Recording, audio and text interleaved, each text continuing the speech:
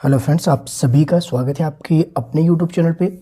तो जैसा कि आप सभी को पता है कि नोटिफिकेशन आपकी हो चुकी है, तो ऐसे में एग्ज़ाम की प्रिपरेशन अब आपकी स्टार्ट करनी शुरू कर देनी चाहिए।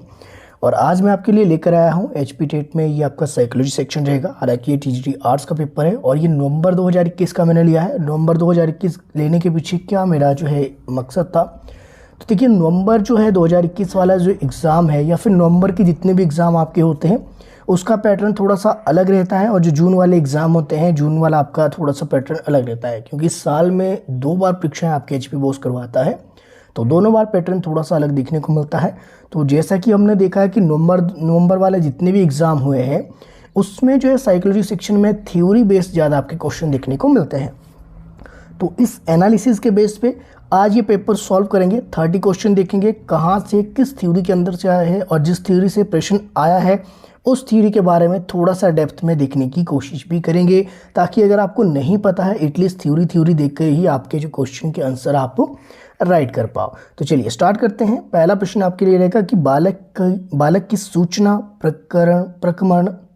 प्रक्रमण क्षमता यानी कि information processing capacity of a child तो लिमिटेड आपकी होती है।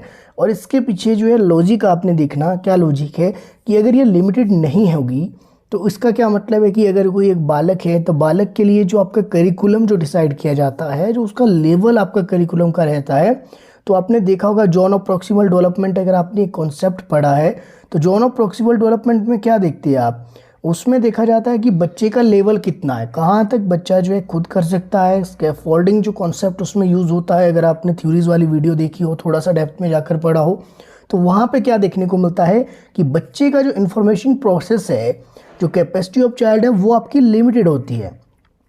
एक लिमिट के अंदर ही बच्चा वहाँ पे सीख पाता है, और बाकी उसके बाद हालांकि हेल्प से सीख सकता है। तो हेल्प कौन करेगा? एक ऐसा पर्सन जो कि मोर नॉलेजेबल है उस पर जो है बच्चे से।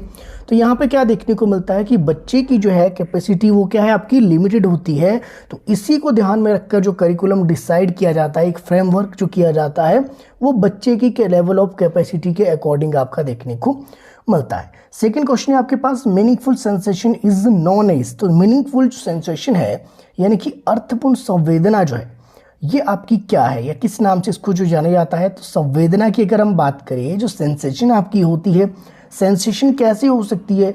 प्रत्यक्ष तौर पे आपकी हो सकती है, अटेंशन से तो नहीं होगी, जाहिर सी बात है नहीं हो सकती। इमोशन से कैसे हो सकती है आपकी सेंसेशन? हाँ, काफ़ी हद तक हो भी सकती है, ऐसा नहीं कह सकते कि नहीं हो सकती। लेकिन यहाँ पे क्या पूछा है कि meaningful sensation is known as, तो ये परसेप्शन के नाम से आपके रहेगी। प्रत्यक्ष तौर पे आपको सेंसेशन आपकी हो सकती है। तो ऑप्शन बी बिल्कुल आपके सही था।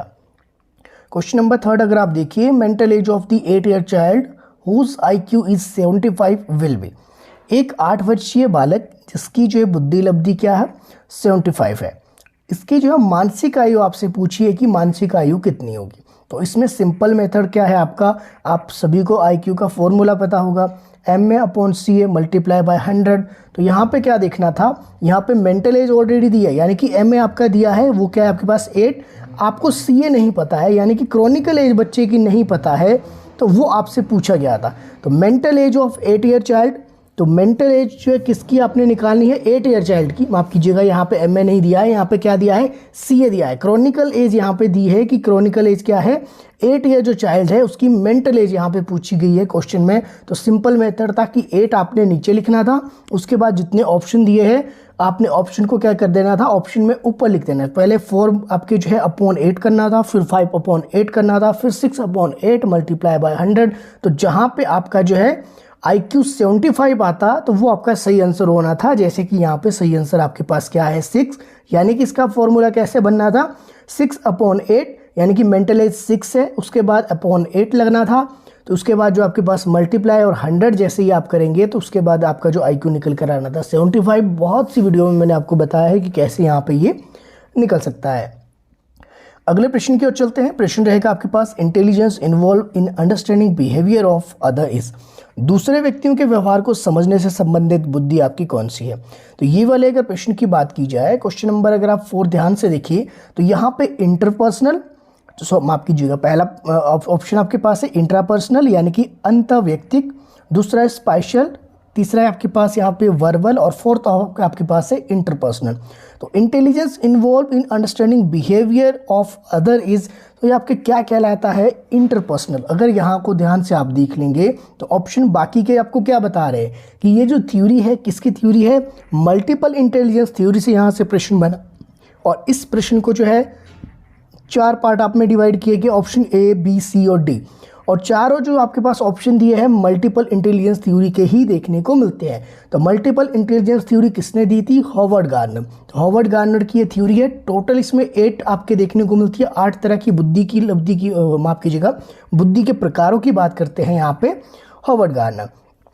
हॉवर्ड गार्डनर का मानना है कि व्यक्ति के अंदर जो है इंटरपर्सनल आपकी हो सकती है, स्पेशल हो सकती है, वर्बल हो सकती है, इंटरपर्सनल आपकी हो सकती है, बॉडी काइनेस्टिक हो सकती है, म्यूजिकल आपकी हो सकती है, और इसके अलावा जो आपके पास लिंग्विस्टिक हो सकती है, नेचुरलिस्टिक हो सकती है।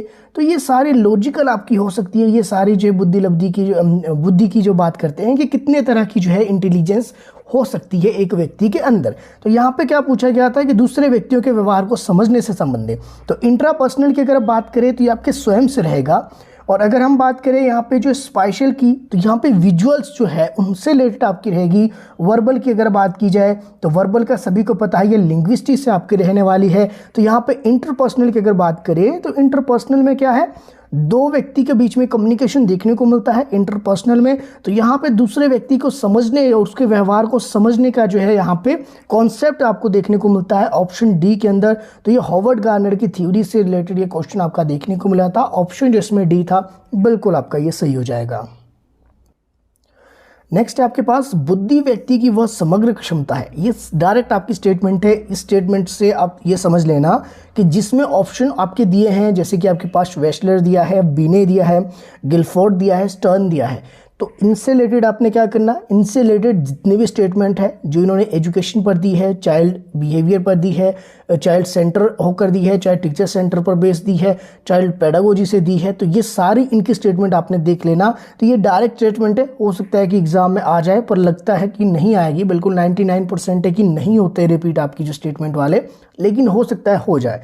तो देख लीजिए, intelligence is aggregated of or global capacity of the individual to act purposefully, to think rationally and to deal effectively with the environment. Whose statement is this? तो ये आपकी किसकी रहेगी, वेशलर की रहेगी। ऑप्शन इसमें जो फर्स्ट दिया था बिल्कुल आपके ये सही था। नेक्स्ट आपके पास 6 रहेगा, relatively permanent and learn evaluation in favourable और अनफेवरेबल वे इज। तो आपने क्या बताना है कि जो सकारात्मक और जो नकारात्मक रूप से स्थायी व अधिगमित जो मूल्यांकन है वो आपका क्या कहलाएगा। तो इसमें जो है फेवरेबल और अनफेवरेबल वे की बात की गई है, इवेल्युएशन की, और किसकी बात की गई है, परमानेंट एंड लर्न की। तो ये आपके क्या दिखा रहा है, ये आपके चेंजेस जो करेगा वो किसके बेस पे रहेगा, लर्निंग के बेस पे चेंज रहेगा, जो कि किसको चेंज करेगा, आपके एटीट्यूड को चेंज करेगा। अब वो एटीट्यूड आपका पॉजिटिव भी हो सकता है, नेगेटिव भी हो सकता है। ये किस पर डिपेंड करता है, आपकी जो है नॉलेज पर,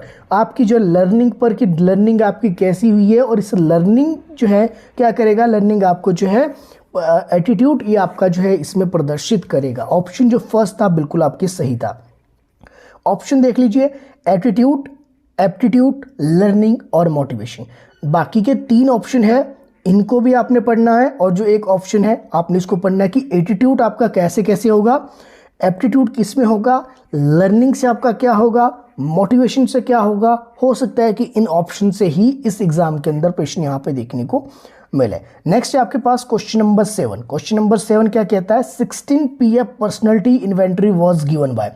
तो ये 16 जो PF है ये क्या है, ये 16 तरह के जो पर्सनैलिटी फैक्टर की बात की गई है, जिसकी किसके द्वारा दिया गया था, कैटल द्वारा ये दिया गया था। और इसने कैटल ने क्या किया कि 16 टाइप के जो पर्सनैलिटी फैक्टर है क्वेश्चनर यहाँ पे इसने बना दिए थे। तो 16 तरह की इसने अपने जो पॉइंट दिए हैं, 16 आपके रहेंगे, और वो 16 कौन कौन से हैं, अब सारे तो यहाँ पे बनाने पॉसिबल नहीं है, लेकिन एक बार इसको सर्च करके देख लेना कि 16 आपके कौन से हैं। तो उसमें अलग अलग तरह से आपको ये देखने को मिलेंगे पर्सनैलिटी फैक्टर जो है कैटल द्वारा जो है कितनी तरह के दिए गए हैं, 16 तरह के ये दिए गए हैं। तो इसको एक बार जाकर आपने देख लेना।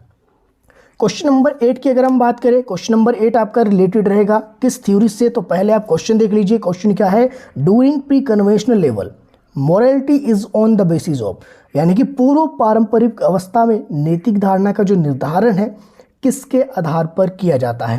तो ऑप्शन अगर आप देखें, social rule, punishment and reward, universal laws, ये माफ कीजिएगा universal values, and option D है नन ऑफ दीज। तो during pre conventional level, pre conventional level क्या हुआ, इसका मतलब क्या है कि आपने कोलबर्ग की जो थ्योरी पढ़ी है जिसमें जी कोलबर्ग ने जो है 6 स्टेजेस दी है मोरल डेवलपमेंट की, वहाँ से ये प्रश्न है। अगर जो है आप मेरी क्लासेस में थे तो क्लासेस वालों को ये ध्यान आ जाना चाहिए, बाकी जिनको नहीं भी आ रहा है ध्यान वो उसको यहाँ पे देख लीजिए कि ये प्रश्न आपका कहाँ से बना है। तो लिख लीजिए कोलबर्ग की जो है थ्योरी से ये प्रश्न आपका देखने को मिलेगा, और इसमें टोटल 6 स्टेजेस की बात की गई थी जो कि आपके 3 लेवल के अंदर आपके डिवाइड थी, और 3 लेवल में से ये आपके अगर बात की जाए तो यहाँ पे क्या है, प्री कन्वेंशनल लेवल की यहाँ पे बात की गई है। तो प्री कन्वेंशनल लेवल अगर आप देखें तो प्री कन्वेंशनल लेवल में आपके कौन कौन से पॉइंट देखने को मिलते हैं, पनिशमेंट मिलता है, पनिशमेंट एंड रिवॉर्ड बिल्कुल कहाँ मिलता है, प्री कन्वेंशनल में आपके देखने को मिलता है। इसके अलावा अगर बात की जाए आपके पास जो है सोशल रूल की, तो सोशल रूल कहाँ पे देखने को मिलते हैं, तो सोशल रूल आपके देखने को मिलते हैं लेवल 3 के अंदर। इंपॉर्टेंट है, इसमें जो है आपके पास 3 के अंदर आपको देखने को मिलते हैं सोशल रूल, इंडिविजुअल राइट्स, ये आपके देखने को मिलते हैं। यूनिवर्स आपके पास वैल्यूज ऑप्शन सी है, ये कहाँ पे देखने को मिलता है, लेवल 3 के अंदर देखने को मिलता है। और लेवल 3 का क्या नाम है, लेवल 3 का नाम है पोस्ट कन्वेंशनल। इंपॉर्टेंट रहेगा, ये आपकी थ्योरी किसकी है, कोलबर्ग की है। 6 स्टेजेस ऑफ मॉरल डेवलपमेंट उसने दी थी जो कि 3 लेवल के अंदर, 3 लेवल के अंदर डिवाइड की गई थी। लेवल 1 को कहा जाता है प्री कन्वेंशनल, जो कि टोटली आपके जो है किस पर रहेगा, स्टेज 2 अंदर इसमें देखने को मिलेगी। एक आपके पास है आपके पास पनिशमेंट एंड रिवार्ड, सेकंड जो स्टेज है आपके पास इंडिविजुअल एंड एक्सचेंज, यानी कि टिट फॉर टैट वाली आप अवस्था इसको कह लीजिए। और लेवल जो 2 है, लेवल 2 को इसने जो है नाम दिया था, किसकी हम बात कर रहे हैं, कोलबर्ग की बात कर रहे हैं। मॉरल डेवलपमेंट की स्टेज आपकी जो है इसमें 3rd रहेगी लेवल 2 के अंदर। लेवल 2 को कहा जाता है कन्वेंशनल, और लेवल जो है 2 में क्या देखने को मिलता है, गुड और इंटरपर्सनल रिलेशनशिप यहाँ पे देखने को मिलते हैं। और इसमें जो स्टेज 4 रहेगी, जो लेवल जो है 2 के अंदर, वो आपकी सोशल ऑर्डर रहेगी। तो जो ऑर्डर दिए है उसको आपने फॉलो करना है। उसी तरह लेवल 3 की हमने ऑलरेडी बात कर ली है। लेवल 3 को कहा जाता है पोस्ट कन्वेंशनल आपके लेवल, और इसमें जो है 5th स्टेज आपके देखने को मिलती है। और 5th में बात की गई है social contract and individual rights की, और जो स्टेज 6 है उसमें बात की गई है यूनिवर्सल प्रिंसिपल की। तो ये आपकी किससे रिलेटेड क्वेश्चन देखा गया था, कोलबर्ग की जो है 6 जो है स्टेजेस दी गई थी मॉरल डेवलपमेंट की, जो कि डिवाइड की गई थी 3 लेवल के अंदर। तो यहाँ पे प्री कन्वेंशनल की बात की गई है। प्री कन्वेंशनल मतलब कि लेवल 1, प्री कन्वेंशनल लेवल 1 आपका रहेगा, और इसके अंदर 2 स्टेजेस थी, जिसमें से आपके क्या पूछा था, morality is based on the basis of. तो यहाँ पे ऑप्शन जो बी है ये आपके स्टेज 1 से रिलेटेड है, बाकी नहीं है, तो मतलब ऑप्शन बी आपका बिल्कुल सही है। नेक्स्ट आपके पास क्वेश्चन नंबर 9। क्वेश्चन नंबर 9 क्या देख रहे हैं आपके पास, identity formation is done during. तो आइडेंटिटी जो फॉर्मेशन है ये आपके कहाँ पे देखने को मिलती है, क्वेश्चन से समझ गए आप। ऑप्शन देख लीजिए, इन्फेंसी, चाइल्डहुड, एडोलसेंस, एडल्टहुड। अब देखिए, पहचान निर्माण किया जाता है शिशावस्था में, बाल्यावस्था में, किशोरावस्था में, वयस्क अवस्था में। अब इसमें तुक्का बिल्कुल भी नहीं लगा सकते। कुछ को लग सकता है कि तुक्का लगा लिया जाए, तुक्का इसमें क्यों नहीं लगा सकते, क्योंकि अगर आप ऑप्शन देखिए, हालांकि इसमें identity formation is done during, आपको लग सकता है कि कहाँ पे आपके आइडेंटिटी फॉर्मेशन आपके देखने को मिलती है, तो आप इसमें तुक्का हो सकता है कि ये लगा ले कि चलो किशोरावस्था में आपके देखने को मिलती है, लेकिन ये तुक्का लगाने वाला प्रश्न ही नहीं है। क्यों नहीं है, क्योंकि ये प्रश्न आपका डायरेक्ट कहाँ पे देखने को मिलता है, आपने एरिक्सन की थ्योरी देखी होगी। एरिक्सन की जो आपके पास, इसको लाइफ स्पैन डेवलपमेंट थ्योरी भी कहा जाता है, या फिर इसको साइको सोशल डेवलपमेंट थ्योरी के नाम से भी जाना जाता है। तो इस थ्योरी के अंदर टोटल जो है एरिक्सन ने 8 स्टेजेस की बात की गई थी, और उस 8 स्टेजेस के अंदर जो है एरिक्सन क्या क्या बताते हैं कि कहाँ पे आपके आइडेंटिटी फॉर्मेशन होगा, कहाँ पे आपके पास कोई और चीज़ें आपके देखने को मिलेगी। तो यहाँ पे 8 तरह की जो स्टेजेस की बात कौन करते हैं, आपके पास एरिक्सन करते हैं। तो एरिक्सन का क्या मानना है कि आपके पास सबसे पहले तो एरिक्सन ने क्या कहा था, एक तो यहाँ पे क्वेश्चन क्या, पहले इसका आप ये समझ लीजिए कि identity formation done during adolescence. तो एडोलसेंस में आपके देखने को मिलती है आइडेंटिटी फॉर्मेशन, और आपके पास आइडेंटिटी या तो डेवलप होगी एडोलसेंस में, या फिर रोल कन्फ्यूजन होगा। तो यहाँ पे दो एस्पेक्ट्स यहाँ पर देखने को मिले थे। जो एरिक्सन की ये थ्योरी थी, लाइफ स्पैन डेवलपमेंट की ये थ्योरी है, टोटल इसमें जो आपके पास 8 स्टेजेस देखने को मिली थी, जिसमें से आपके पास अगर बात की जाए कि एडोलेसेंस कहाँ पे देखने को मिलता है तो 5th स्टेज में ये देखने को मिलता है। और एडोलेसेंस के अंदर क्या देखने को मिलता है, या तो आइडेंटिटी फॉर्मेशन होती है या रोल कन्फ्यूजन होते हैं। तो दो चीज़ें देखने को मिलती है। जैसे कि इन्फेंसी जो पीरियड होता है स्टार्टिंग की अगर हम बात करें तो इन्फेंसी पीरियड से इसने स्टार्ट किया था एरिक्सन ने। तो उसमें उसने बताया था या तो बच्चे में ट्रस्ट होगा या मिसट्रस्ट होगा। वो ऑलरेडी क्लासेस वाले स्टूडेंट को मैंने एक्सप्लेन कर दिया है। तो बाकी अगर मुझे समय रहा तो साइकोलॉजी की आपके लिए अलग से मैं क्लासेस लूँगा, सिर्फ साइकोलॉजी का बैच रहेगा, वो सभी के लिए रहेगा, medical non medical TGT arts JBT उन सभी के लिए बिल्कुल कॉमन रहेगी वो क्लासेस। अगर मुझे समय लगा तो अगर आपके कमेंट्स भी देखने को मिले तो बेशक एक जो है साइकोलॉजी का अलग से एक बैच में बिठाने की सोच रहा हूँ। दूसरे स्टेज की जो बात की थी इन्फेंसी के बाद, उसमें अर्ली चाइल्डहुड की बात करते हैं एरिक्सन। और एरिक्सन क्या कहते हैं कि या तो ऑटोनॉमी बच्चे में डेवलप होगी या शेम एंड डाउट होगा। ठीक है, तो ये वाला देख लेना कि ऑटोनॉमी क्या है, शेम एंड डाउट क्या है, ये अंदर आगे सब पॉइंट आपके देखने को मिलते हैं। जैसे कि एडोलेसेंस के अंदर क्या पॉइंट देखने को मिले, एडोलेसेंस में देखने को मिला आइडेंटिटी फॉर्मेशन, और क्या मिला आपके पास यहाँ पे रोल कन्फ्यूजन। वैसे ही इन्फेंसी में हमने बात की, इन्फेंसी में आपको क्या देखने को मिला, ट्रस्ट वर्सेस मिसट्रस्ट। उसी तरह अर्ली चाइल्डहुड है, अर्ली चाइल्डहुड में ऑटोनॉमी या तो बच्चे में डेवलप होगी या फिर आपके पास शेम एंड डाउट। उसी तरह प्री स्कूल की अगर हम बात करें, अगर यहाँ पे ऑप्शन में दिया होता है कि आपके पास preschool formation is done during, तो कहाँ पे होता है, तो ऑप्शन में यहाँ पे या तो आपके पास इनिशिएटिव देखने को मिलना था या फिर गिल्ट। तो इनिशिएटिव वर्सेस गिल्ट आपके प्री स्कूल में देखने को मिलता है। फिर बच्चे की स्कूल एज आती है तो इंडस्ट्री वर्सेस इन्फेरिडिटी। तो ये सारे पॉइंट आपको पता होने चाहिए। तो उसके बाद एडोलेसेंस आपके देखने को मिलता है। एडोलेसेंस में क्या होता है, या तो बच्चे में आइडेंटिटी फॉर्मेशन आपके देखने को मिलती है या फिर रोल कंफ्यूजन देखने को मिलता है। उसके बाद जो नेक्स्ट पॉइंट आपके देखने को मिलता था वो कौन सा था आपके पास, यंग एडल्टहुड। तो यंग एडल्टहुड में क्या देखा, या तो इंटीमेसी मिली या फिर आइसोलेशन मिला। एक्सप्लेन मैं नहीं कर पा रहा हूँ, एक्सप्लेन नहीं कर पा रहा हूँ मतलब कि अभी समय नहीं है, पेपर हम सॉल्व कर रहे हैं, सिर्फ आपको मैं आइडिया दे रहा हूँ कि ये प्रश्न आपका क्वेश्चन नंबर 9 जो है ये किस थ्योरी से था। तो ये कौन सी थ्योरी से था, तो ये आपके पास साइको सोशल डेवलपमेंट थ्योरी की हम बात कर रहे हैं, जिसको कि आपके एरिक्सन की थ्योरी के नाम से भी जाना जाता है। तो ये आपने ध्यान रखना है। उसके बाद मिडल एडल्टहुड देखने को मिलता है, जो कि आपके पास जनरेटिविटी वर्सेस स्टैग्नेशन से संबंधित था। और उसी तरह लास्ट पॉइंट जो मैच्योरिटी की बात की गई है, इसकी जो अंतिम स्टेज है, जो 8th स्टेज है आपकी, उसमें क्या देखने को मिलता है, ईगो इंटेग्रिटी वर्सेस डिसअपियर। तो ये सारी चीजें कहाँ पे देखने को मिलती है, ये देखने को मिलती है आपके पास एरिक्सन की थ्योरी में। तो आइडेंटिटी फॉर्मेशन इज डन जो डोरिंग कहाँ पे, एडोलेसेंस। अब इन्फेंसी को मैंने बता दिया कि इन्फेंसी क्या है। इन्फेंसी में भी 2 पॉइंट आपके देखने को मिलता है। कौन कौन से देखने को मिलता है, trust mistrust. Option B childhood, childhood की हमने बात कर ली है। तो चाइल्डहुड में क्या देखने को मिलता है, autonomy versus shame and doubt. Adulthood हमने ऑलरेडी बात कर ली है, तो ये आपको पता होना चाहिए। एडल्टहुड यानी कि यंग एडल्टहुड की हमने बात की थी, इंटीमेसी वर्सेस आइसोलेशन आपके देखने को मिलता है। तो एरिक्सन की ये थ्योरी है, क्वेश्चन नंबर 9। अगले प्रश्न की ओर चलते हैं। प्रश्न आपका रहेगा to think about one's own thinking is. तो आपके पास अपने ही चिंतन के बारे में चिंतन करता है तो क्या है, तो आपके पास रिफ्लेक्टिव थिंकिंग आपका आएगा। बाकी के ऑप्शन अगर आप देखिए तो बाकी के ऑप्शन आपको देखने में नहीं मिलते, लेकिन अगर यहाँ पे मेटाकॉग्निशन होता तो फिर आपका मेटाकॉग्निशन आपका राइट आंसर होना था, लेकिन है नहीं। तो इसका मतलब क्या है कि नन ऑफ दीज होगा, तो नहीं, नन ऑफ दीज भी नहीं होगा, क्योंकि अपने ही चिंतन के बारे में चिंतन करना रिफ्लेक्टिव थिंकिंग के अंदर आपके देखने को मिलता है। तो ये आपने एक बात देख लेना कि प्रॉब्लम सॉल्विंग थिंकिंग क्या है, रिफ्लेक्टिव थिंकिंग क्या है, कॉन्सेप्चुअल थिंकिंग क्या है, मेटाकॉग्निज्म आपका था तो क्यों आपका ये मेटाकॉग्निजन आना था, ये आपने एक बार देख लेना है। 11 की ओर चलते हैं। ह्यूमनिज्म एम्फेसाइज तो आपकी कहाँ से रहेगा, आपके पास अनकॉन्शियस से रहेगा, इन्वायर से रहेगा, इद से रहेगा, तो कहाँ से रहेगा। तो यहाँ से मुझे एक क्वेश्चन आपको देखने को मिलता है जो आपके साइको सोशल जो आपके पास है, ये आपने थोड़ा सा ध्यान रखना। साइको सोशल की बात करेंगे, साइको सोशल में आपने ये याद रखना, साइको एनालिसिस की बात करेंगे, मनोविश्लेषणवाद की हम बात करेंगे, जो कि इद ईगो सुपर ईगो की सिगमंड फ्राइड की एक थ्योरी है। तो इद ईगो सुपर ईगो, यहाँ से भी प्रश्न आपके देखने को मिलते हैं। तो यहाँ पे मानवतावाद जो बल देता है, किस पर बल देता है, वो स्वयं पर बल देता है, अनकॉन्शियस पर नहीं देगा। कॉन्शियस और अनकॉन्शियस का जो कॉन्सेप्ट है, ये इद ईगो सुपर ईगो जो आप पढ़ेंगे, जो सिगमंड फ्राइड की थ्योरी है, उसके अंदर ये वाला कॉन्सेप्ट है कि आपके पास चेतन मन क्या है, अचेतन मन क्या है, और आपके पास यहाँ कॉन्शियस, अनकॉन्शियस और सबकॉन्शियस, ये 3 आपके हैं। अर्धचेतन मन क्या है, तो ये तीनों कॉन्सेप्ट वहाँ पे जाकर आपने पढ़ना, उसकी मैंने वीडियो भी बनाई है। अगर आपने जाना होगा तो साइकोलॉजी की बहुत सी वीडियो है, साइकोलॉजी के 2-3 फोल्डर आपके बने हैं, तो अगर उसमें जाकर देखना होगा तो प्लेलिस्ट में अलग से फोल्डर मैंने बनाया है, वहाँ पर जाकर आप देख लेना। तो ह्यूमनिज्म जो है वो आपके बल देता है, खुद पर यह बल देता है, स्वयं पर यह बल देता है, तो ऑप्शन सी राइट हो जाएगा। आगे चलेंगे, क्वेश्चन नंबर 12 है the interpretation of dreams was written by. तो ये आपकी बुक्स है, तो इसका भी कुछ नहीं कर सकते कि बुक्स आपकी कहीं से भी पूछ ली जा सकती, ऐसा नहीं है कि यहीं से प्रश्न पूछेंगे।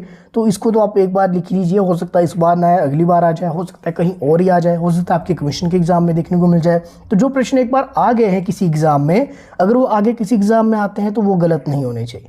तो इंटरप्रिटेशन ऑफ ड्रीम्स के लेखक आपके कौन है, तो सिगमंड फ्राइड ही रहेंगे। तो सिगमंड फ्राइड की थ्योरी ए दी गो सुपर को आपने एक बार पढ़ लेनी है। स्किनर से आपने देखना है कि स्किनर ने बीएफ स्किनर ने आपकी कौन सी थ्योरी दी थी, आप सभी को पता होगा, ऑपरेंट कंडीशनिंग। वॉटसन की बात की जाए तो वॉटसन बिहेवियरिज्म से संबंधित थे, तो बिहेवियरिज्म पर इन्होंने अपनी एक थ्योरी दी थी, उसमें जो इन्होंने एक्सपेरिमेंट किया था एक बालक के ऊपर, वो आपने देख लेना। रोजर से रिलेटेड आपने देख लेना कि इन्होंने कौन सी थ्योरी दी है, कौन सी बुक्स दी है, वॉटसन ने कौन सी बुक्स लिखी है, स्किनर ने कौन सी बुक्स लिखी है, किसके काम को आगे बढ़ाया है।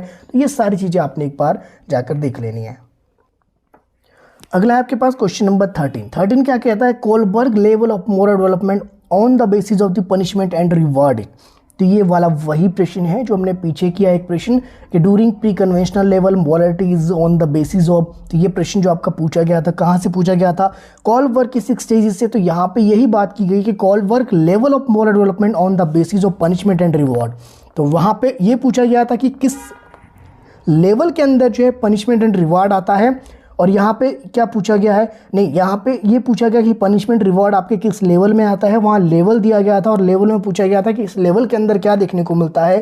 तो बात तो वही है कि क्वेश्चन का आंसर और आंसर का क्वेश्चन यहाँ पे बन गया है। तो अब पनिशमेंट एंड रिवार्ड हमने पहले ही डिस्कस कर लिया, कहाँ पे देखने को मिलता है, प्री कन्वेंशनल में। और कन्वेंशनल में मैंने ऑलरेडी बता दिया था कि कन्वेंशनल में जो 2 स्टेजेस है कौन कौन सी है, प्री कन्वेंशनल में 2 कौन सी स्टेजेस आपके देखने को मिलेगी, और पोस्ट कन्वेंशनल में कौन सी 2 स्टेजेस आपके देखने को मिलेगी। टोटल स्टेजेस दी थी कोलबर्ग ने 6 स्टेजेस, डिवाइड किया था इनको 3 लेवल के अंदर, और उन 3 लेवल में हर एक लेवल के अंदर 2 स्टेजेस आपकी डिवाइड की गई थी।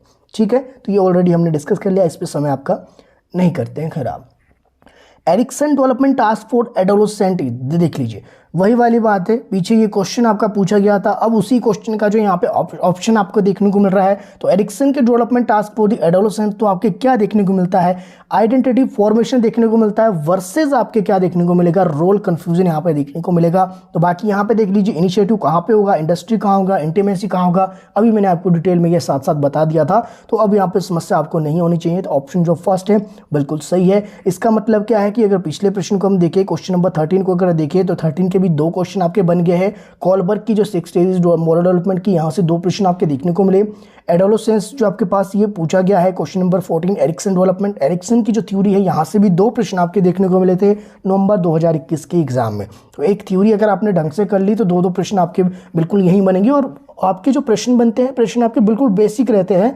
और बेसिक कैसे रहते हैं, बेसिक आपके जो है सिर्फ आपके पॉइंट टू पॉइंट आपके क्वेश्चन, या तो आपसे इसमें सीक्वेंस पूछा जाएगा, या इनका लेवल या स्टेज पूछी जाएगी, किसके अंदर पार्टिकुलर देखने को मिलेंगे, ये आपसे पूछा जा सकता है।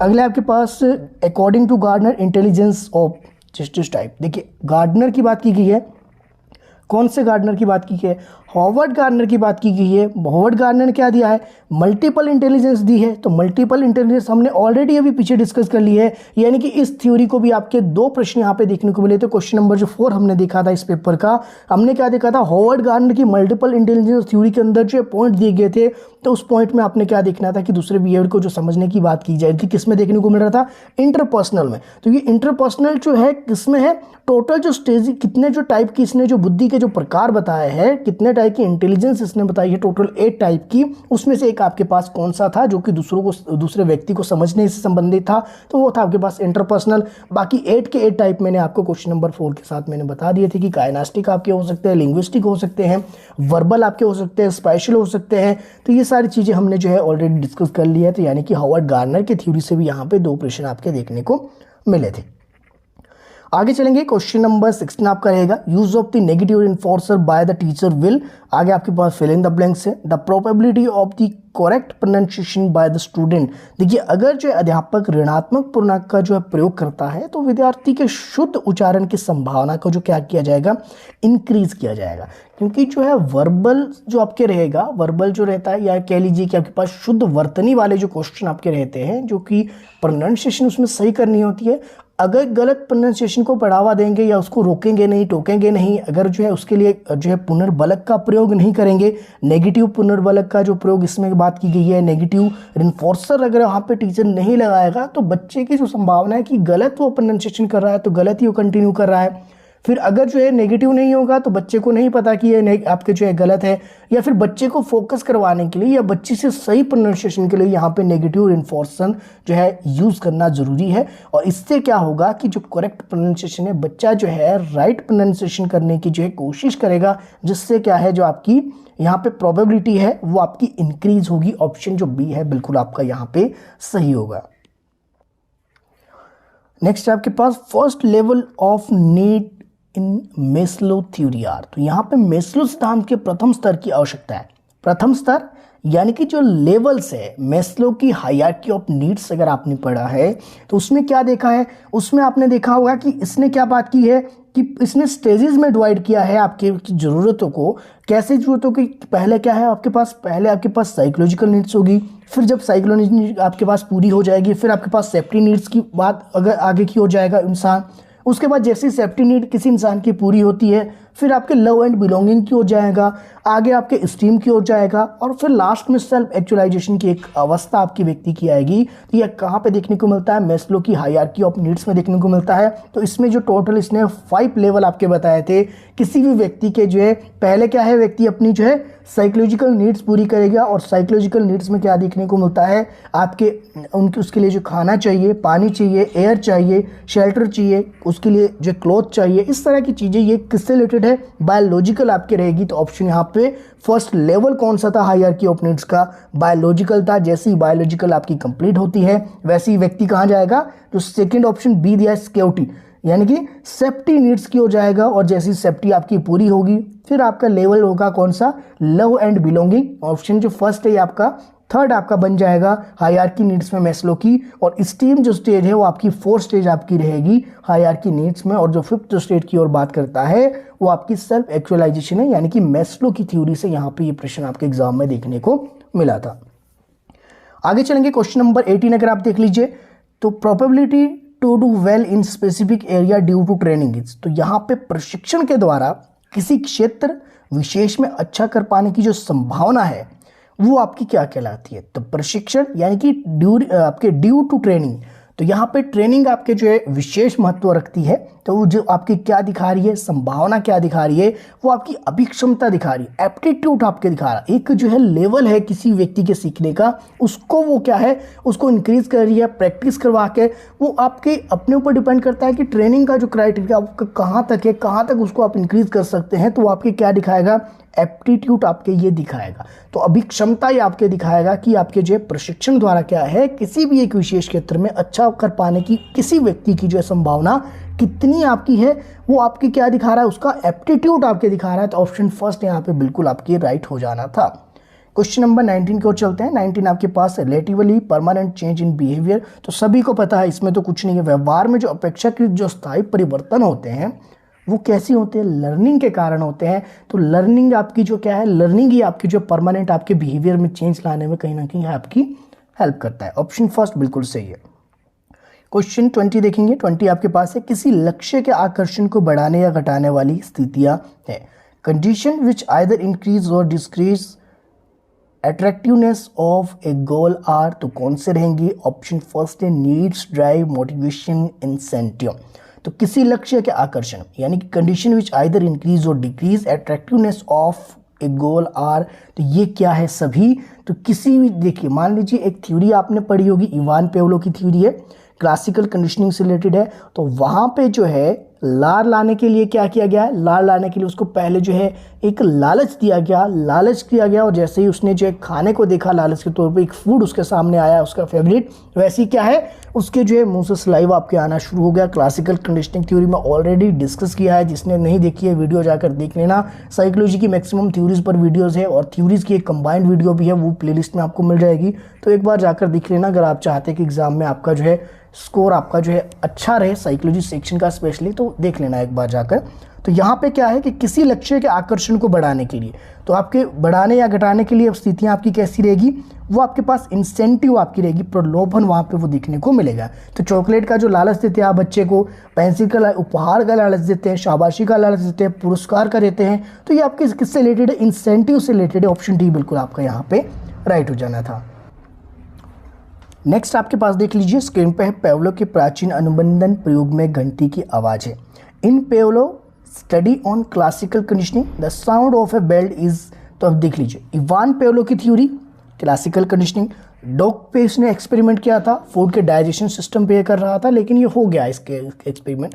तो इसमें देखिए क्या लिखा है कि आपके पास पेवलो है, जब वो स्टडी कर रहा था क्लासिकल कंडीशनिंग पे, तो उसमें जो घंटी है, घंटी की आवाज़ आपकी क्या है, तो घंटी की आवाज़ क्या है, तो जाहिर सी बात है घंटे की आवाज़ सुन के सलाइवा तो नहीं आना है, तो घंटी यहाँ पे अनकंडीशनल है, ठीक है, माफ कीजिएगा कंडीशनल है। अनकंडीशनल यहाँ पे क्या था, पहले अनकंडीशनल क्या था, आपके पास फूड था, कोई कंडीशन नहीं है। अनकंडीशनल को आप इस तरह से समझिए कि डॉग के सामने कोई कंडीशन नहीं है सलाइवा के लिए, तो कोई कंडीशन नहीं है, तो वो क्या आपके पास अनकंडीशनल। फूड को देखकर, एक खाने को देखकर लार आना स्वाभाविक है, तो अनकंडीशनल, कोई कंडीशन नहीं है, नेचुरल है, मतलब इसको नेचुरल भी कहा जाता है, नेचुरल स्टिमुलस भी कहा जाता है, और ये आपने थोड़ा सा ध्यान रखना है। और जब जो है उसके साथ जो एक बेल को जोड़ा गया, तो आपके पास एक कंडीशन जोड़ी गई, फूड प्लस बेल। अब बेल क्या है, यहाँ पे एक कंडीशन है, कंडीशन का क्या काम कर रही है, पहले तो ये न्यूट्रल थी, देखिए पहले क्या थी, ये पहले न्यूट्रल थी, बिफोर कंडीशनिंग जो बेल आपकी न्यूट्रल थी, फिर आपके ड्यूरिंग कंडीशनिंग इसने क्या है, कनेक्शन जो है, एक जो कंडीशनिंग है वो काम कर रही थी, कंडीशनिंग यहाँ पे की गई बेल की आपकी फूड के साथ, और जैसे ही कंडीशनिंग हुई और एट द एंड क्या देखने को मिलता है, वो देखने को मिलता है कि सिर्फ जो है एक घंटी मात्र से जो है कुत्ते के मुंह से लार आना शुरू हो जाता है। तो यहाँ पे कंडीशनल स्टिमुलस का यूज़ किया गया एक बेल के तौर पे, जो कि ऑलरेडी मैंने बहुत डिटेल में ये वीडियो आपके लिए बनाई है और बहुत डिटेल में इसको समझाया है क्लासेस के अंदर भी, बहुत सी वीडियोज़ के अंदर भी। तो यहाँ पे जो है एक बेल जो है क्या काम कर रही है, कंडीशनल स्टिमुलस का काम कर रही है। तो ऑप्शन जो बी यहाँ पे बिल्कुल आपका राइट हो जाएगा। ऑप्शन फर्स्ट क्या है, कंडीशनल रिस्पॉन्स क्या है, तो कुत्ते के मुंह में जो लार आ रही है सिर्फ घंटी की आवाज़ सुनकर, वो लार आना क्या है, वो लार आना आपकी कंडीशनल रिस्पॉन्स रहेगा। अनकंडीशनल स्टिमुलस ऑप्शन सी क्या है, अनकंडीशनल स्टिमुलस क्या है, यानी कि नेचुरल स्टिमुलस यहाँ पे क्या है, अनकंडीशनल स्टिमुलस को नेचुरल स्टिमुलस भी कहा जाता है, ये भी आपने ध्यान रखना है। तो अनकंडीशनल स्टिमुलस यहाँ पे क्या देखने को मिलता है, जो आपके फूड रखा जाता है कुछ कुत्ते के सामने, तो नेचुरल स्टिमुलस क्या है, एक फूड है, खाने को देखकर स्वाभाविक लार आना, बाद में कंडीशनिंग की गई, और जैसी कंडीशनिंग के लिए आपकी कौन सा स्टिमुलस यहाँ पे यूज़ किया, एक बेल को यूज़ किया गया, तो कंडीशनल स्टिमुलस यहाँ पे क्या है, घंटी की आवाज़। ठीक है, आगे चलेंगे। क्वेश्चन नंबर 22 की हम बात कर लेते हैं। क्वेश्चन नंबर 22 है master gland directive development process. तो ये डायरेक्टिंग डेवलपमेंट प्रोसेस ये आपके पीयूष से रहेगा, यानी कि पिट्यूटरी से रहेगा, पिट्यूटरी ग्लैंड्स आपकी है, तो इंपॉर्टेंट है ये, आई होप सभी को पता होगा। तो ऐसे प्रश्न आपके साइंस पर बेस आपके हैं, तो इसको एक बार आपने साइंस सेक्शन भी थोड़ा सा देख लेना है। तो ये कुछ एक एडिशनल क्वेश्चन रहते हैं, क्योंकि साइकोलॉजी सेक्शन अलग है, ये वाला सेक्शन अलग है, लेकिन ये कहीं ना कहीं आपके जो है कॉग्निटिवली आपके जो है कहीं ना कहीं ये इफेक्ट करता है, कहीं ना कहीं जो डेवलपमेंट में आपके सहयोग देता है एक चाइल्ड के अंदर, और कहीं ना कहीं ये जो है पैडागोजी का एक ये भाग ही है। तो आगे चलेंगे, आगे आपके पास क्वेश्चन नंबर 23 मनोविश्लेषणवाद यानी कि साइको एनालिसिस, वही वाली है बिहेवियर ओरिएंटेड फॉर्म। तो यहाँ पे बिहेवियर ओरिएंटेड फॉर्म किससे रहेगा, अनकॉन्शियस टेंडेंसी से आपकी ये देखने को मिलेगा। तो ये सिगमंड फ्राइड की थ्योरी है, ये देखो सुपर ईगो करी, ये ढंग से पढ़ ली, समझ ली, पढ़ते तो सभी है, अगर समझ लिया आपने थ्योरीज तो यहाँ से प्रश्न आपकी गलत नहीं होगी। तो इसको एक बार आपने जाकर देख लेना।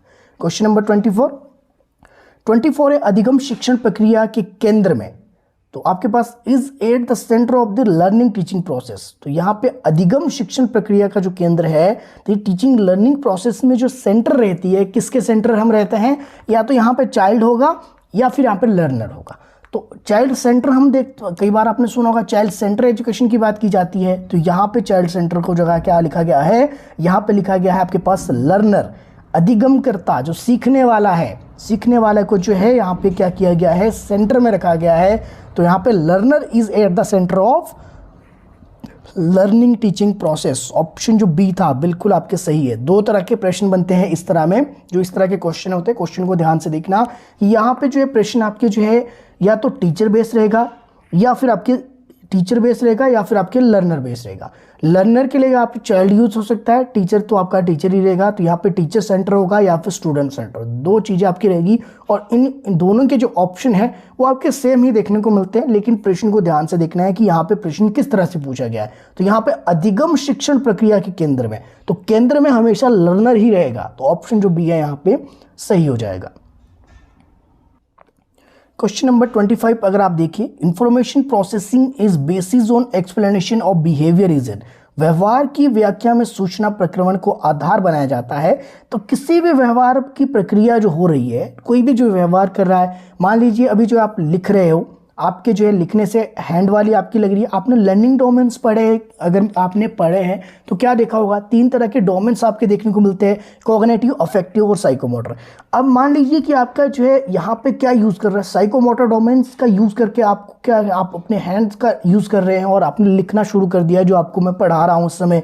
तो यहाँ पे क्या देखने को मिल रहा है कि साइकोमोटर आपका चल रहा है, लेकिन साइकोमोटर के साथ आपकी क्या चीज चल रही है, माइंड आपका चल रहा है, जो कि किससे रिलेटेड है, कॉग्निटिवली, कॉग्निटिविज्म से आपका रिलेटेड है। तो यहाँ पे प्रश्न क्या पूछा गया है कि व्यवहार की व्याख्या में सूचना प्रक्रमण को आधार बनाया जाता है, क्या बनाया जाता है, संज्ञानात्मक संज्ञानवाद में, यानी कि information processing is basis of the explanation of behaviour is in cognitivism.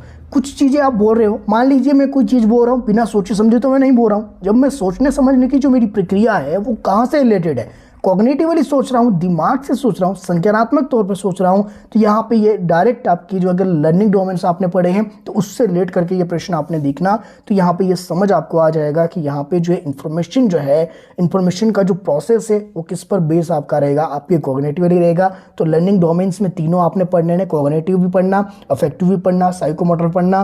और कॉग्निटिव की अगर मैं बात करूँ, कॉग्निटिव डोमेन्स जो आपके बेंजामिन ब्लूम ने उसको आगे और डिफाइन किया है, तो बेंजामिन ब्लूम की जो ब्लूम टेक्सोनोमी है उसको आपने थोड़ा सा पढ़ लेना। और ब्लूम टेक्सोनोमी में जो पॉइंट्स है, नॉलेज है, कॉम्प्रिहेंशन है, एप्लीकेशन है, एनालिसिस है, सिंथेसिस है, इवेल्युएशन है। इवेल्युएशन यानी कि जो लास्ट वाला आपके बाद में सिंथेसिस को क्रिएट कर दिया गया था, तो ये आपने एक बार इसको देख लेना, ब्लूम टेक्सोनोमी, यहाँ से भी प्रश्न आपके देखने को बनते हैं। आगे चलेंगे, गार्डनर के जो है अनुसार बुद्धि आपकी क्या है, देख लीजिए। एक ही थ्योरी से आपके 3 प्रश्न बन रहे हैं। हॉवर्ड गार्डनर के ऑलरेडी 2 क्वेश्चन हमने कर लिए हैं। तो अगर यहाँ पे क्वेश्चन नंबर 26 देखिए, तो जाहिर सी बात है मल्टी डायमेंशनल आपके है। तो मल्टी डायमेंशनल आपकी क्यों है, बहुबुद्धि जो है, अगर हिंदी में देखें तो बहुबुद्धि की बात की गई है, एक से ज़्यादा जो है बुद्धि के प्रकार आपके यहाँ पे हॉवर्ड गार्डनर ने बात की गई है। हालांकि टोटल कितने हैं, टोटल 8 है, लेकिन इसको कहा क्या जाता है, मल्टी डायमेंशनल आपके इंटेलिजेंस की इसमें बात करते हैं हॉवर्ड गार्डनर। ऑप्शन भी बिल्कुल आपके सही होगा, 8 तरह की बुद्धि की बात करते हैं, तो मल्टीपल इंटेलिजेंस की बात की इसने की थी, हॉवर्ड गार्डनर ये आपकी की गई थी। अगर यहाँ पे जो ऑप्शन फर्स्ट देखे, त्राई को आप इस तरह से देख लीजिए, 3 जो लिखा है आपके हिंदी में, ऑप्शन ए देखे 3, तो 3 से आप ये समझिए कि 3 डायमेंशनल जो थ्योरी है, 3 डायमेंशनल जो थ्योरी किसने दी थी, जेपी गिलफोर्ड का मॉडल है। 3 डायमेंशन उसने 3 डायमेंशन उसने बताया थे, 3D मॉडल जो उसके द्वारा दिया गया था। तो उसके अंदर जो है कौन कौन से आपके पास है, कंटेंट देखने को मिलता है, प्रोडक्ट देखने को मिलता है। तो ये आपने एक बार देख लेना कि 3 डायमेंशन किसने दी, जेपी गिलफोर्ड ने। मल्टी इंटेलिजेंस की अगर हम बात करें, ऑप्शन बी किसने दी थी, हॉवर्ड गार्डनर ने, जो कि क्वेश्चन नंबर 26 का राइट आंसर है। ऑप्शन सी की बात की जाए तो यहाँ पर 2 फैक्टर थ्योरी आपको देखने को मिलती है स्पीयरमैन की, तो जिसमें उसने जो जी फैक्टर और एस फैक्टर, या तो जनरल इंटेलिजेंस होगी या फिर स्पेसिफिक इंटेलिजेंस होगी, इसकी बात कौन करते हैं, ये करते हैं आपके पास स्पीयरमैन। और ऑप्शन जो अगर आप डी देखिए, 1 फैक्टर इसको समझ लीजिए, या सिंगल जो है फैक्टर, सिंगल यूनिट इसको समझ लीजिए। तो ये एक सिंगल जो है 1 सिंगल जो आपके पास डायमेंशनल दिया था, तो किसने दिया था, अल्फ्रेड बीने द्वारा दिया गया था। ऑप्शन डी अगर आपने ये भी देखना होगा तो एक बार देख लीजिए। अगर डेप्थ में जाकर देखना होगा, डेप्थ में देख लेना। अगर आपने जो जितना मैं बता रहा हूँ इतना भी आपने याद कर लिया, लर्न कर लिया, तो यहाँ भी कहीं ना कहीं आपको हेल्प देखने को मिल जाएगी। क्वेश्चन नंबर 27 क्या कहता है, intelligence theory of 7 primary mental ability was given by. तो बुद्धि के 7 प्राथमिक जो मानसिक जो योग्यताओं के सिद्धांत के प्रतिपादक है वो कौन है, थर्स्टन है। तो इंटेलिजेंस जो थ्योरी है, ऐसा नहीं सोचना कि इंटेलिजेंस थ्योरी किसी एक ने दी है, सभी ने अपनी तरह के बताई है। कि आपके पास हॉवर्ड गार्डनर इंटेलिजेंस को अलग कहते हैं, जेपी गिलफोर्ड अलग तरह से बता रहे हैं, और आपके पास थर्स्टन यहाँ पे अलग तरह से बता रहे हैं, केटल ने पर्सनैलिटी फैक्टर के अलग तरीके से आपको बताया है। तो सभी की अपनी अलग थ्योरी है। तो यहाँ पे 7 तरह की जो है 7 जो प्राइमरी मेंटल एबिलिटीज की जो बात करते हैं वो आपके थर्स्टन करते हैं। तो 7 टाइप की कौन कौन सी है ये भी आपको पता होना चाहिए, तो इसको भी आप एक बार जाकर देख लेना। चलिए नेक्स्ट आपके पास स्पीयरमैन के अनुसार बुद्धि के 2 कारक, तो ये तो हमने ऑलरेडी अभी यहाँ पे क्वेश्चन नंबर जो आपके पास 26 था यहीं पे मैंने आपको ये डिफाइन कर दिया। तो देख लीजिए according to Spearman 2 factor intelligence, या तो जर्नल होगी या फिर स्पेसिफिक होगी। जर्नल में आपके पास जी फैक्टर रहेगा, स्पेसिफिक में एस फैक्टर रहेगा। जी और एस फैक्टर ये रिलेटेड है दोनों स्पीयरमैन की इंटेलिजेंस से, तो ये आपने थोड़ा सा ध्यान रखना। ऑप्शन फर्स्ट आपका यहाँ पे राइट हो जाता है। क्वेश्चन नंबर 29, अनाथ बच्चों की कम बुद्धि लब्धि का एक कारण है low IQ of orphan child is due to deprived environment. हालांकि लग सकता है कि हेरिडिटी भी आपका बेस रह सकता है, बायोलॉजिकल फैक्टर यहाँ पे देखने को मिल सकते हैं, लेकिन जो कम बुद्धि लब्धि का जो एक कारण सिर्फ हेरिडिटी हो ऐसा पॉसिबल नहीं है। हेरिडिटी कहीं हद तक हो सकता है, कुछ 1% हो सकता है, बायोलॉजिकल फैक्टर आपके हो सकते हैं, लेकिन जो है डिप्राइव्ड एनवायरनमेंट ये ज़्यादा है, क्योंकि बच्चे को जैसा एनवायरनमेंट मिलेगा उसकी जो है बुद्धि है या फिर उसकी जो इंटेलिजेंस है उस तरह से वो आपकी डेवलप होगी, उस तरह से वो ग्रो होगी। तो कहीं ना कहीं जो मुख्य कारण है वो आपके वंचित वातावरण रह जाता है। अगर किसी की बुद्धि लब्धि जो है कम होती है किसी अनाथ बच्चे की, उसके ऊपर कहीं ना कहीं जो है सारे फैक्टर आपके जो है हावी रहते हैं, चाहे इन्वायरमेंट आपका हो, चाहे उसके पास जो इमोशनली वो कहीं आपके से हर्ट हो रहा हो बार बार। तो ये सारी चीज़ें जो है कम बुद्धि लब्धि का एक कारण हो सकती हैं एक अनाथ बच्चों के लिए। तो इसमें डिप्राइव्ड इन्वायरमेंट, वंचित जो वातावरण है, ऑप्शन सी बिल्कुल आपका राइट रहेगा। नेक्स्ट आपके पास question number 30, role of environment on intelligence is highly by studied on आपके चिल्ड्रन दिया गया, या जुड़वा बच्चों के लिए, गोद लिया, ट्विन या एडॉप्टेड। तो ये दोनों के लिए रहेगा। ऑप्शन जो इसमें सी था, आई होप किसी के लिए ज़्यादा इसमें परेशानी वाली बात नहीं है। तो कुछ आपके लॉजिकल भी रहते हैं क्वेश्चन, थोड़ा सा सोचना है और आपके राइट आंसर आराम से लग जाएगा। तो ऑप्शन सी इसमें बिल्कुल आपके सही था। तो ये साइकोलॉजी सेक्शन में नवंबर 2021 का लेकर आया था। बाकी जो है साइकोलॉजी सेक्शन और भी आपके लिए लेकर आऊँगा, जून 2022 वाला भी सॉल्व करेंगे, उससे पहले वाला जून 2021 वाला भी सॉल्व करेंगे, जहाँ तक जो है अगर समय रहा तो बिल्कुल करेंगे। बाकी आप चाहे तो HP टेट प्रिपरेशन के लिए ना केवल जो है HP टेट बल्कि C टेट में भी इस तरह के प्रश्न देखने को मिलते हैं, तो आप मेरे साथ बने रह सकते हैं। बाकी उम्मीद है आपके लिए काफ़ी हेल्पफुल रहेगी वीडियो। अपने दोस्तों से वीडियो को जरूर शेयर कीजिएगा। बाकी मिलते हैं अगली क्लास में। थैंक यू सो मच आप सभी का।